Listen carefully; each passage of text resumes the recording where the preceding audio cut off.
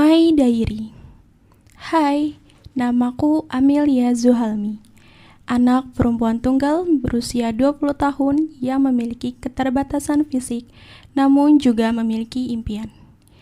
Tidak salah bukan jika aku memiliki impian? Semasa duduk di bangku sekolah dasar, aku bermimpi untuk menjadi seorang guru. Di sana, aku termotivasi oleh guruku yang memiliki cara sendiri bagaimana mengajar yang baik. Bahkan, aku sempat membeli beberapa peralatan untuk melatih diri bagaimana menjadi seorang guru.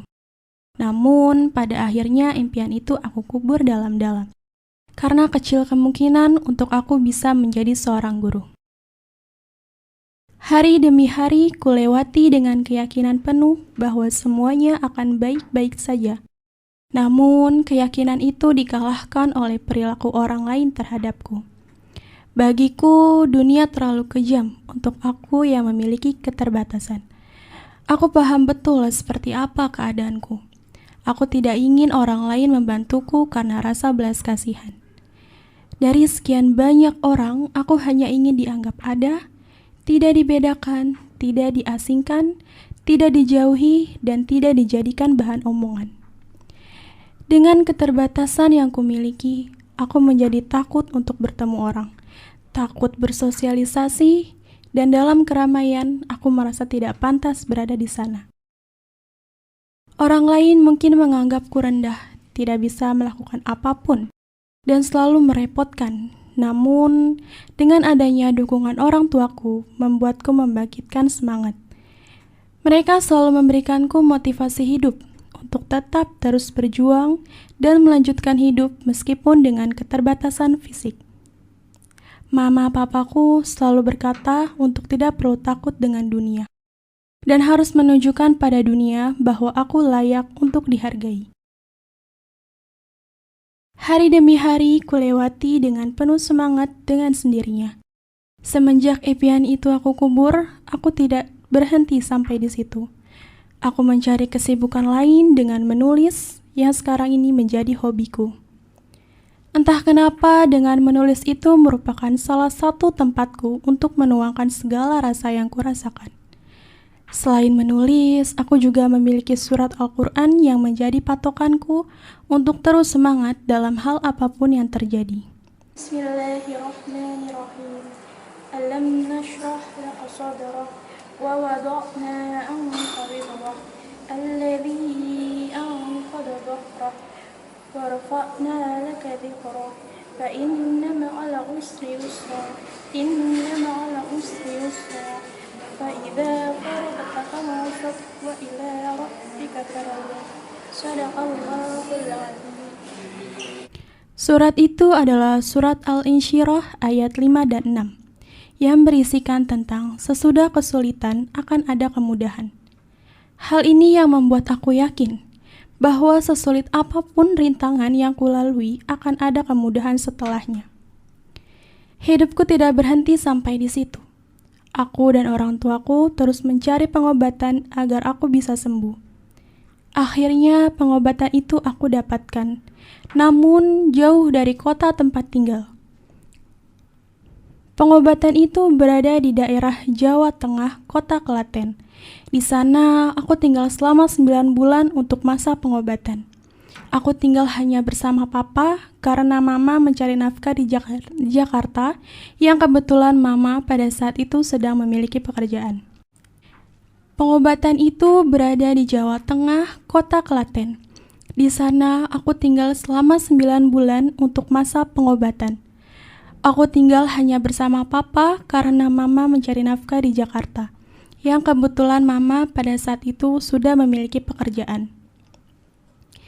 Pengobatan yang kujalani berupa akupuntur. Akupuntur itu hanya membuat mataku yang sembuh, karena pada saat itu mataku ada silinder dan alhamdulillah berkurang walaupun sedikit. Namun, untuk kesembuhan fisikku masih belum ada hasil. Pada akhirnya, papa dan aku mencari pengobatan tradisional yang ada di daerah itu. Dengan pengobatan tradisional itu, aku hampir berhasil untuk sembuh dan berjalan seperti yang lainnya. Karena keterbatasan biaya, pengobatan itu dihentikan dan aku memutuskan untuk pulang ke Jakarta. Tahun berganti tahun sudah kulalui masih dengan tekad yang sama. Berusaha untuk tetap yakin walaupun masih belum berhasil dari berbagai pengobatan. Selama aku menunggu dan terus mencari universitas yang sesuai dengan passionku, pada akhirnya aku mendapatkan Universitas Dia Nusantara dengan jurusan yang aku inginkan, yaitu ilmu komunikasi. Awalnya aku mendaftar pada kelas karyawan, namun setelah aku mencari tahu tentang kelas karyawan, akhirnya aku memutuskan untuk pindah ke kelas reguler. Awal aku masuk kuliah masih dalam masa COVID, dan perkuliahan masih dalam tahap online. Mengikuti tahapan online dari mahasiswa baru dengan perkuliahan online, menurutku rasanya biasa aja. Sampai pada akhirnya aku ditawarkan untuk bergabung pada anggota keorganisasian HIMA. Awalnya aku takut untuk mencobanya, karena pada saat sekolah SMA, aku pernah juga mencoba daftar anggota keorganisasian OSIS, namun tidak lolos. Hal ini mungkin karena keterbatasan fisik yang membuatku tidak lolos dalam pendaftaran OSIS tersebut. Namun kakak tingkatku dan anggota HIMA lainnya yang memberikanku semangat, sehingga membuatku berani untuk mencoba kembali mendaftar keorganisasian. Tahap demi tahap aku lalui dalam proses pendaftaran tersebut. Dan pada akhirnya aku lolos, kemudian langsung dijabat sebagai Ketua Divisi Bidang Diklat atau Pendidikan dan Pelatihan. Jujur, aku kaget dengan apa yang terjadi karena aku sudah pasrah dan dengan lolos atau tidaknya organisasi tersebut. Akan tetapi karena amanah yang telah diberikan padaku, aku harus menjalaninya.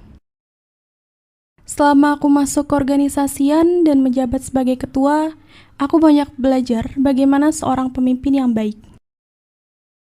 Seiring berjalannya waktu, akhirnya aku merasakan kuliah offline. Awalnya aku takut untuk masuk kuliah karena keterbatasan fisikku yang mungkin hanya beberapa orang yang menerima. Namun, aku tidak menyangka teman-teman kelasku sangat baik padaku dan mereka menerima baik keadaanku. Solidaritas mereka juga tinggi. Aku banyak mendapatkan dukungan dari teman dan dosen yang selalu memberikan support untuk semangat kuliah bagaimanapun keadaannya. Aku sangat beruntung selalu dikelilingi oleh orang-orang baik, selalu dipertemukan teman yang menerima aku dengan baik. Berbagai hal telah kulalui dari pahit manisnya sebuah perjuangan. Rasa ingin menyerah selalu menghantui pikiranku. Aku selalu bertanya-tanya, kenapa aku harus yang mengalami ini semua? Aku selalu berpikir bahwa Tuhan tidak adil atas hidupku. Aku juga selalu menyalahkan Tuhan mengapa aku diciptakan dengan keterbatasan fisik seperti ini. Menyerah adalah kata yang selalu mengelilingi pikiranku. Namun, kata menyerah itu berubah menjadi kata motivasi yang selalu diberikan oleh orang-orang sekitarku dan membuatku kembali hidup untuk melanjutkan perjalananku. Sampai akhirnya aku bisa bangkit dari kata menyerah itu. Aku kembali berjuang untuk membuktikan pada dunia bahwa aku bisa seperti kalian. Semakin hari semakin menyibukkan diri mencari aktivitas yang sesuai dengan keinginanku. Mencari jati diri ingin seperti apa aku nantinya. Aku semakin bertekad untuk menjadi seorang penyiar radio. Mungkin pengalaman ataupun pengetahuan tentang radio belum sepenuhnya dikuasai olehku. Tetapi tekad menjadi seorang penyiar sudah bulat dan inginku wujudkan impian itu tanpa adanya rasa ragu lagi. Sampai akhirnya dosenku yang mengajar di kelasku mengajak aku dan teman-teman yang lainnya untuk berkunjung ke Radio Republik Indonesia, yang dimana aku belum mengetahui tempat itu, seperti apa dan bagaimana bentuknya. Sampai di sana aku sangat bahagia dan bersyukur bisa berada dalam takdir tersebut. Aku bangga dengan diriku, bisa sampai pada titik ini. Aku bisa merasakan menjadi seorang penyiar walaupun hanya sementara, dan hanya mencoba duduk di bangku ruang radio yang banyak adanya alat-alat untuk siaran. Impian itu ingin kuwujudkan, karena aku ingin berbagi cerita untuk pendengar melalui suara. Surat cintaku untuk kalian. Aku bersyukur sama Allah yang sudah menciptakanku dalam bentuk sebaik-baiknya. Maaf untuk kesekian kalinya karena aku selalu menyalahkan takdir. Mengapa aku berbeda dari yang lainnya? Dan perlahan aku mulai mengerti mengapa Allah menciptakanku dalam keadaan seperti ini. Kalimat yang selalu membuatku kuat bahwa Allah menciptakanku karena hanya ingin membuatku menjalankan kehidupan dengan semampuku. Aku ingin mengucapkan terima kasih untuk Mama dan Papa karena sudah ikhlas menerima dan merawatku dari kecil sampai saat ini. Mungkin kata terima kasih pun tidak cukup, tetapi aku akan membuktikan dengan kesuksesanku agar mereka bangga padaku. Dan untuk teman perkuliahanku, terima kasih sudah menjadi teman sekaligus kakak untuk diriku. Aku ingin solidaritas kita ini tetap berjalan dan bisa lulus bersama-sama.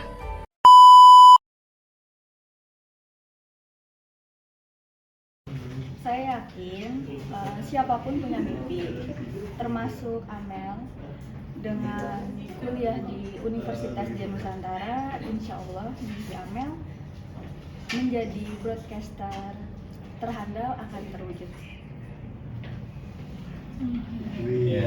Oke.